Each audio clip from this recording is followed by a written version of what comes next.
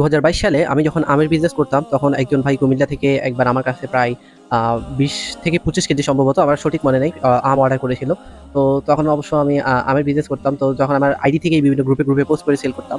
তো ওই কারণে ভাইটা যেহেতু এত কেজি আম অর্ডার করতেছে, তো উনি নিশ্চিত হওয়ার জন্য বা আরো বিশ্বাসযোগ্যতা বাড়ানোর জন্য তো আমি উনার সাথে ফ্রেন্ড লিস্টে এড হয়েছিলাম এবং আলহামদুলিল্লাহ এখনো এড আছি।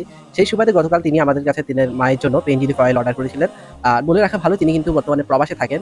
এবং প্রবাসী থেকেই আমার উপর যে বিশ্বাস রেখেছে তার জন্য ওনাকে অসংখ্য ধন্যবাদ। আর পার্সেলটি প্যাকেজ করতে গিয়ে খেয়াল করলাম আমাদের আগের যে বক্স ছিল, তেলের বক্স, সে পুরো একটি বক্স শেষ হয়ে গিয়েছে আলহামদুলিল্লাহ। তো নতুন বক্স খুললাম এবং আমরা নতুন করে যেভাবে সচরাচর প্যাকেজিং করি, তেলের সাথে যে একটা বিস্তারিত পরামর্শ, যে ব্যথা অনুযায়ী যে যা পরামর্শ দরকার, সেগুলো কিন্তু আমরা বিস্তারিত লিখে দিয়েছি, যেটা ভিডিওতে দেখতে পেয়েছেন। এবং আমরা আমাদের বক্সটিকে কিন্তু বাবল পেপার দিয়ে ভালোভাবে মুড়িয়ে নিচ্ছি, যাতে কোনো রকম কুরিয়ারে আঘাতজনিত কোনো রকম সমস্যা না হয় বা তেল যাতে বাইরে না পড়ে।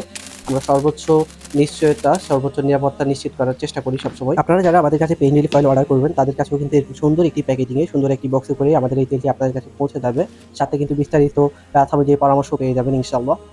এরপর পার্সেলটি নিয়ে আমি আমাদের দোকানের উদ্দেশ্যে বেরিয়ে যাই। আমার পার্সেলগুলো কিন্তু সাধারণত আমাদের আব্বুর দোকান থেকেই পিক আপ করা হয়।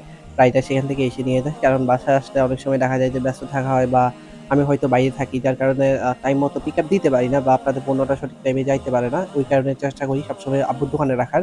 যেহেতু দোকান সবসময় খোলাই থাকে এবং রাস্তার পাশে দোকান। তো রাইডারেরও সুবিধা হয় এবং আপনাদের প্রোডাক্টও আপনারা টাইম মতো পেয়ে যান। তো আজকে এতটুকুই থাকুক। অন্যদিন অন্য একটা গল্প নিয়ে ইনশাআল্লাহ আবার আসবো। আর ততদিন পর্যন্ত ব্যথা সম্পর্কিত যেকোনো পরামর্শের জন্য যেকোনো প্রশ্ন থাকলে আমাদেরকে জানাতে পারেন।